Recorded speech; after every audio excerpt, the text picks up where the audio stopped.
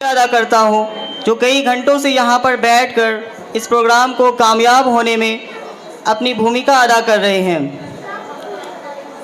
اور انت میں مجھے اپنی بات کہنے کا یہ موقع مل چکا ہے۔ تو اس ٹریویا ٹاپرز کے سفر میں میرا ایکسپیرینس یہ رہا، اس شعر کے ذریعے میں بتا سکتا ہوں کہ میں اکیلا ہی چلا تھا جانب منزل مگر، میں اکیلا ہی چلا تھا جانب منزل مگر، لوگ ساتھ آتے گئے اور کارواں بنتا گیا۔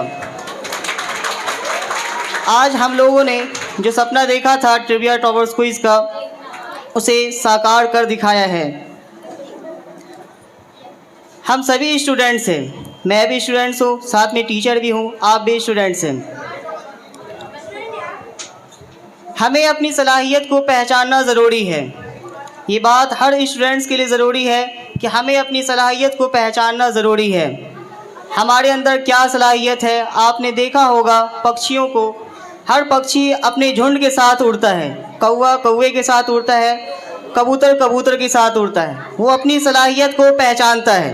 ہمیں بھی اپنی صلاحیت کو پہچاننے کی ضرورت ہے اور اپنے آپ میں، اپنے گھر میں، اپنے سماج میں بدلاؤ لانے کی ضرورت ہے۔ یہ بدلاؤ جو آئے گا ہمارے اندر، وہ علم کی بنیاد پر آئے گا۔ ہم جتنا علم حاصل کریں گے وہ ہمیں اتنا آگے لے کر جائے گا۔ علم حاصل کرنے میں ہمیں ہمارے ماں باپ، استاد، دوست سبھی ساتھ دیتے ہیں، لیکن ان میں سب سے زیادہ جو حصہ ہوتا ہے وہ والدین کا ہوتا ہے۔ ہمارے والدین دن رات ہمارے لیے ہی کام کرتے ہیں، دن رات ہمارے لیے ہی نوکری پر جاتے ہیں، وہ ہمارے لیے وہ کچھ کر سکتے ہیں جو ان کے بس کی بات ہوتی ہے، تاکہ ہم اپنی اچھی زندگی گزار سکیں، تاکہ ہم اپنی تعلیم کو مکمل کر سکیں، تاکہ ہم اپنی تعلیم کو ادھورا نہ چھوڑ سکیں۔ تو ہمارا بھی یہ فرض بنتا ہے کہ ہم بھی ایسے علم حاصل کریں جس علم کے ذریعے انہیں خوشی نصیب ہو، نہ کہ ایسا علم حاصل کرے جس علم کے ذریعے انہیں شرمندگی ملے۔ ماں باپ ہمارے لیے ہر وہ چیز کرتے ہیں۔ جس طریقے سے آپ نے سردی کو محسوس کیا ہوگا، یہ جو ٹھنڈ کا موسم تھا، جس ٹھنڈ میں ہم گھر سے باہر نکلنا نہیں چاہتے تھے، اس ٹھنڈ میں ماں باپ، اس ٹھنڈ میں ہمارے باپ والد کمانے کے لیے نکلتے ہیں، نوکری پر جاتے ہیں، وہ اس ٹھنڈ کو ٹھنڈ نہیں سمجھتے۔ اس ٹھنڈ میں ماں اسی ٹھنڈے پانی سے سب کام کرتی ہے جس پانی کو ہم چھونا بھی نہیں چاہتے۔ چلچلاتی دھوپ رہتی ہے، اس میں والد، جس میں ہم 10 منٹ کھڑے نہیں رہ سکتے، اس میں ہمارے والد یا تو کام پر جاتے ہیں یا نوکری پر جاتے ہیں۔ حقیقت یہ ہے کہ ان کی پوری زندگی ہمارے زندگی کو اچھا بنانے میں گزر جاتی ہے۔ پھر بھی بہت سارے بچوں کو یہ لگتا ہے کہ ہمارے والدین نے ہمارے لیے کیا کیا ہے۔ تو آپ جب باہر نکلتے ہوں گے، سڑک پر بھیک مانگتے بچے کو دیکھتے ہوں گے، تو آپ کو یہ احساس ہونا چاہیے کہ ہمارے والدین نے اگر ہمیں چھوڑ دیا ہوتا بچپن میں، تو آج ہم بھی یہاں پر کسی سڑک کے کنارے بھیک مانگتے ہوئے نظر آتے۔ یہ ہمارے والدین کا ہمارے اوپر احسان ہے کہ وہ ہمیں پڑھا رہے ہیں، لکھا رہے ہیں، اچھی زندگی دینے کا موقع ہمیں دے رہے ہیں۔ ہمیں اپنے والد، اگر ہمارے اندر ہماری طبیعت خراب ہو جاتی ہے، پورے جسم پہ پھوڑا نکل جائے، ہاتھ پیر ٹوٹ جائے، آپ کے دوست آئیں گے، کچھ دیر تک بیٹھیں گے، پوچھ کر چلے جائیں گے، آپ کے حال احوال پوچھ کر چلے جائیں گے، لیکن آپ کی جو خدمت کریں گے وہ آپ کے والدین ہوتے ہیں۔ 24 گھنٹے جو آپ کی خدمت کرتے ہیں وہ آپ کے والدین ہوتے ہیں۔ اگر آپ کا ہاتھ ٹوٹ جائے، آپ ہاتھ سے کھانا نہیں کھا پا رہے ہیں، تو آپ کو ماں اپنے ہاتھوں سے کھانا کھلاتی ہے۔ اگر چل نہیں پا رہے ہیں تو بازو باپ سہارا دے کر آپ کو چلانے کی کوشش کرتا ہے۔ یہ ہمارے والدین ہمارے لیے ہمیشہ کرتے رہتے ہیں، اس لیے ہمیں اپنے والدین کا احسان ماننا چاہیے اور اچھی تعلیم حاصل کرنی چاہیے۔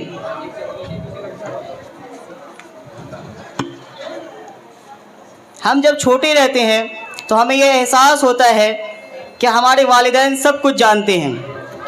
ہمیشہ اپنے بچوں کو دیکھا ہوگا کہ وہ جو بھی سوال پوچھتے ہیں اپنے والد سے پوچھتے ہیں، جو بھی سوال، تارے کیوں ٹمٹما رہے ہیں، سورج کہاں چلا گیا ہے، ہر وہ سوال جو اس کے ذہن میں آتا ہے وہ اپنے والد سے پوچھتا ہے، والدین سے پوچھتا ہے۔ لیکن بچہ جب تھوڑا اور بڑا ہوتا ہے تو اسے لگتا ہے کہ ماں باپ بے وقوف ہیں، وہ کچھ نہیں جانتے، ہم ان سے زیادہ عقل مند ہیں، ہم ان سے جو چیز چھپا رہے ہیں ان کے سامنے وہ ہوئی ہی نہیں۔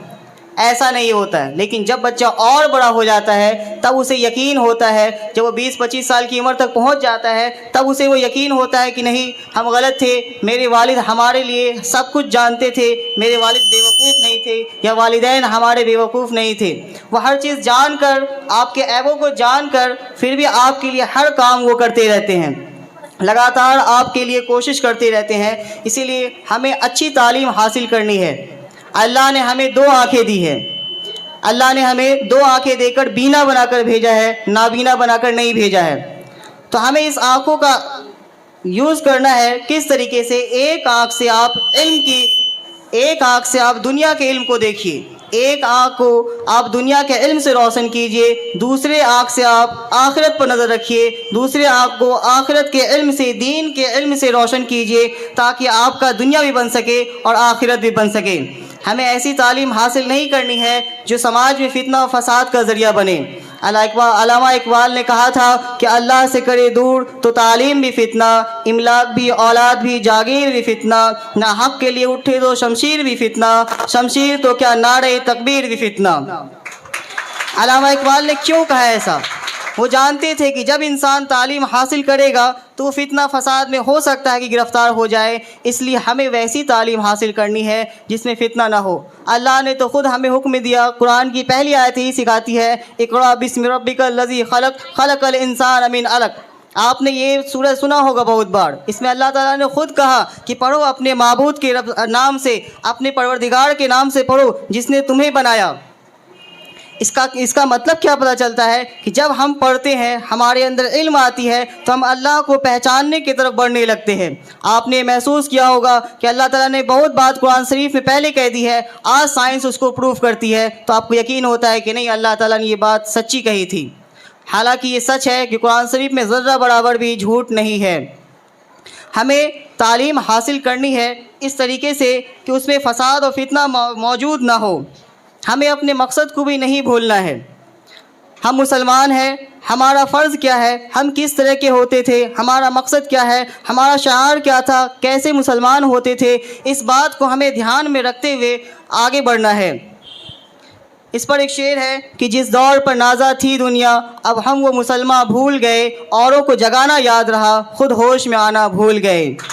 آزاد تو اب بھی ہوتی ہے مسجد کی فضا میں اے انور، جس ضرب سے دل ہل جاتے تھے وہ ضرب لگانا بھول گئے. منہ دیکھ لیا آئینے میں پر داغ نہ دیکھا سینے میں، دل ایسا لگایا جینے میں مرنے کو مسلمان بھول گئے.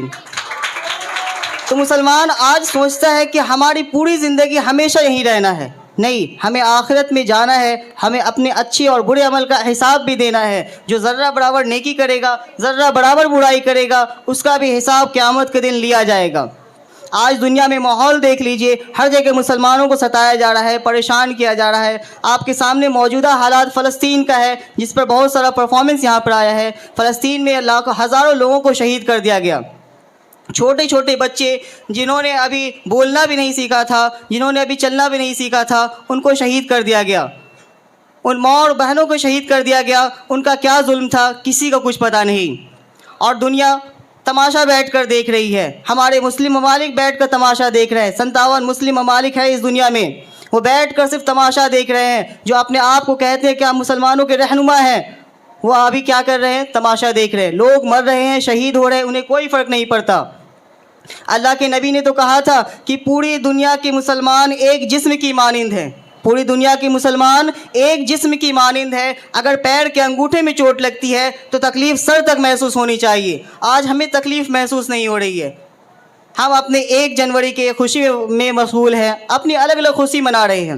فلسطین کے درد کو درد نہیں سمجھ رہے ہیں. نہ ہی مسلمان سمجھ رہا ہے، نہ ہی مسلمان یا مسلم حکمران سمجھ رہے ہیں. ان کے لیے میں شعر کہنا چاہوں گا کہ پڑھتا ہوں تو کہتی ہے یہ خالق کی کتاب، پڑھتا ہوں تو کہتی ہے یہ خالق کی کتاب، ہے مثل یہودی یہ سعودی بھی عذاب، اس قوم کے بارے میں کیا لکھوں فراز، کعبے کی کمائی سے جو پیتے ہیں شراب.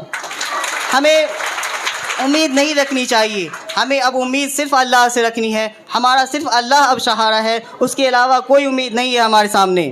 میں ان فلسطین کے شہداؤں کو سلام پیش کرتا ہوں جو فلسطین کے شہدا اپنی چھوٹے چھوٹے بچے کو، وہ مائیں، وہ بہنیں، وہ ان کے والدین جو شہید ہو رہے ہیں، میں ان سے کہنا چاہتا ہوں کہ کتاب سادہ رہے گی کب تک، کبھی تو آغاز باب ہوگا۔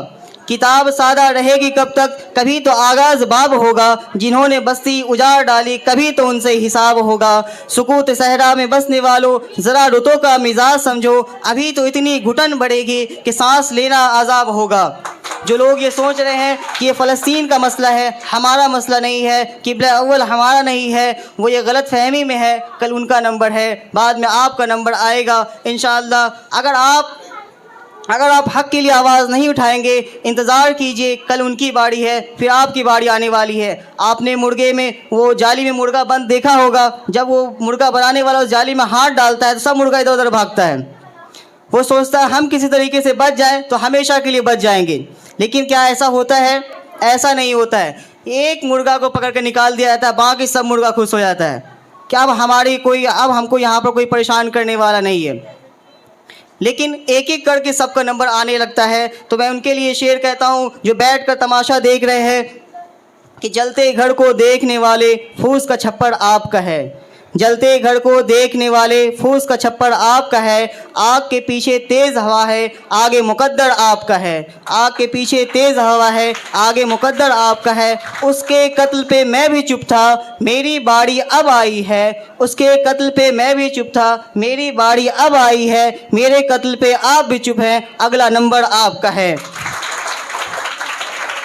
ہمیں اپنے آپ کو بدلنے کی کوشش کرنی ہوگی۔ ہم بدلیں گے، سماج بدلے گا، معاشرہ بدلے گا، ایک نیا بدلاؤ آئے گا۔ میں ان والدین کو مبارکباد دیتا ہوں جو اپنے بیٹوں اور بیٹیوں میں بنا فرق کیے ہوئے تعلیم انہیں حاصل کراتے ہیں۔ آج کا زمانہ لڑکیوں کی تعلیم کو زیادہ اہمیت نہیں دیتا ہے، لیکن میں ان والدین کو مبارکباد دیتا ہوں جو اپنے بیٹوں اور بیٹیوں میں بنا فرق کیے ہوئے تعلیم کو حاصل کرنے کا ان کو برابر موقع دے رہے ہیں۔ ہمارا بھی فرض ہے کہ ہم ان کی امیدوں پر کھڑا اتریں، ہم ان کی امیدوں کو ٹوٹنے نہ دیں، ہم انہیں ایسا موقع نہ دیں کہ انہیں مایوسی ہو کہ اتنے سال تک پڑھایا، اتنا خرچ کیا، حاصل کیا ہوا؟ کچھ نہیں۔ ہمیں ان کی امیدوں کو باقی رکھنا ہے، ہمیں اپنے آپ کو بدلنا ہے، معاشرے کو بدلنا ہے۔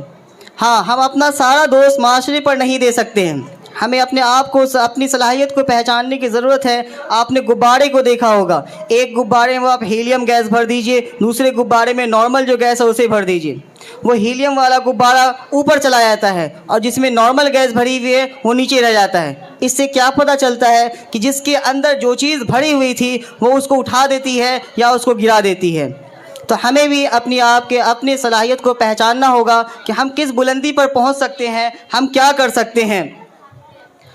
ابھی ان میں سے بہت سارے طلبات، اسٹوڈنٹس جو ہیں وہ 12th کا اور 10th کا ایگزام دینے والے، بورڈ ایگزام دینے والے ہیں۔ اگلے مہینے سے ان کا ایگزام اسٹارٹ ہو جائے گا۔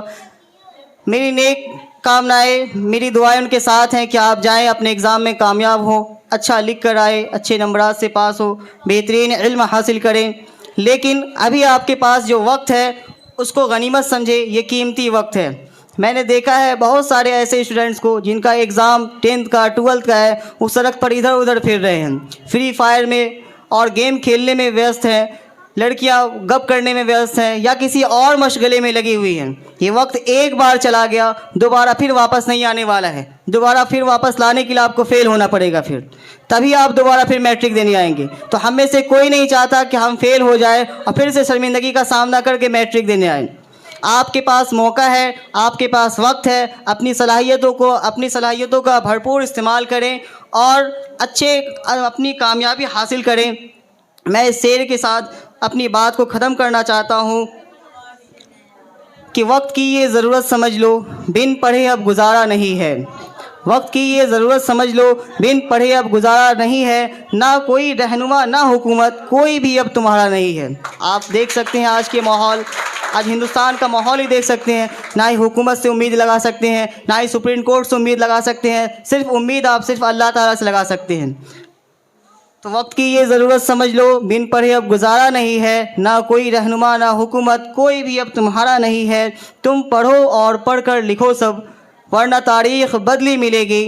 تم پڑھو اور پڑھ کر لکھو سب ورنہ تاریخ بدلی ملے گی. اب قلم اور کاغذ سے بڑھ کر دوسرا کوئی چارہ نہیں ہے, دوسرا کوئی چارہ نہیں ہے. بہت بہت شکریہ آپ لوگوں کا ٹریویا ٹاپرز کوئز میں آنے کے لیے. انشاءاللہ اگلی بار سے جب ٹریویا ٹاپرز کوئز ہوگا تو آپ کو اور موقع ملے گا. اس بات کے ساتھ میں اس پروگرام کے اختتام کا اعلان کرتا ہوں. آپ لوگ اچھے سے اپنے گھر میں پہنچ جائیں انشاءاللہ.